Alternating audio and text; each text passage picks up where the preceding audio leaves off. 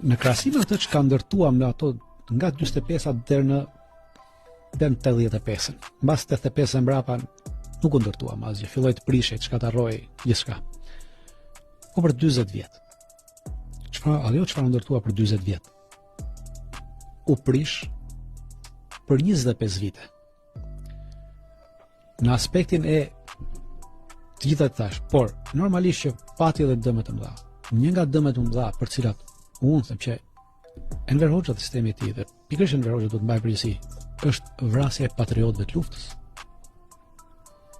Për këtë e kisha. Dhe sepse ata nuk ishin gjithë partizanat që kanë luftuar, ka qenë balli kombëtar. Jo, edhe te ata që ishin, edhe ata që dolën nga lufta, që ishin pjesë e pushtetit më pas. Të gjithë patriotët ishin patriotë vërtet. I vrau një nga një. Po. Për çështje të pushtetit. Idealistët. Për Idealistët i vrau. Për çështje të pushtetit. Pra, kurse sot nuk të vrasin për çështje të pushtetit. Sot është gjithë një mënyrë tjetër. Në kohën e atyre diktaturave, pra në kohën e diktaturës proletariatit, nuk ishte ti mendjen e kishe të lirë. Dhe në kohën ekzistonte burgosja e trupit, po jo e shpirtit. Kurse në kohën e kësaj demokracie që jetojmë, ekziston burgosja e shpirtit dhe jo e trupit, pra nuk ekziston burgosja fizike. Në aspektin që të lëm të lirë të flasësh, thonë mund të flasësh çfarë duash, por mend që flet ti jepson, pra. Ti mbetesh pa punë.